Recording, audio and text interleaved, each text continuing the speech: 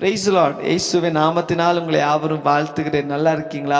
இந்த மாதத்தின் இந்த கடைசி நாளில் நம்ம வந்திருக்கிறோம்.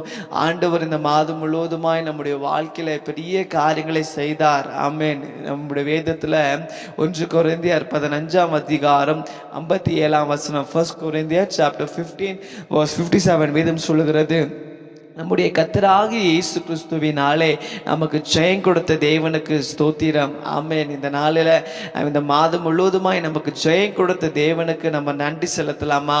இந்த மாதம் முழுவதுமாய் எவ்வளவோ நாட்களில் ஆண்டவர் நம்ம கூட இருந்து எவ்வளவோ தேவைகள், எவ்வளவோ சத்துருவின் கிரியைகள், எவ்வளவோ மனுஷர்கள் எழும்பினாலும் நமக்கு விரோதமாய் எழும்பினாலும் கர்த்தர் நம்மோடு இருந்து நமக்கு ஜெயம் கொடுத்தார்.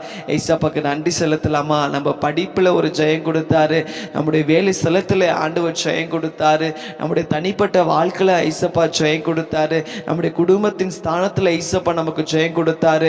நம்ம செய்கிறதான ஒவ்வொரு காரியத்திலும் நமக்கு முன்பாய் சென்று அவர் நம்ம ஜெயம் கொடுத்தாரு. ஐசப்பாக்கு நன்றி செலுத்தலாமா? ஆகாதுன்னு நினைச்சோம், முடிச்சு காமிச்சினார் இல்லைங்களா? பயந்து கொண்டு வாழ்ந்திருந்தோம், ஆனாலும் ஏசப்பா தடைகளை உடைத்து வாசல்களை திறந்து பெரிய ஜெயத்தை கொடுத்த தேவனுக்கு நம்ம ஸ்தோத்திரம் செலுத்தலாமா?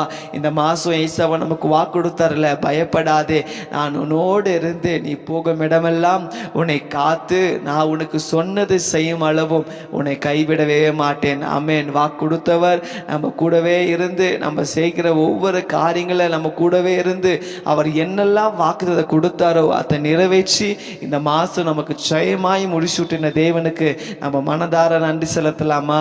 ஆண்டவரே, இதோ இந்த மாதம் முழுவதுமாய் நீ செய்த ஒவ்வொரு நன்மைகளுக்காக நன்றி அப்பா.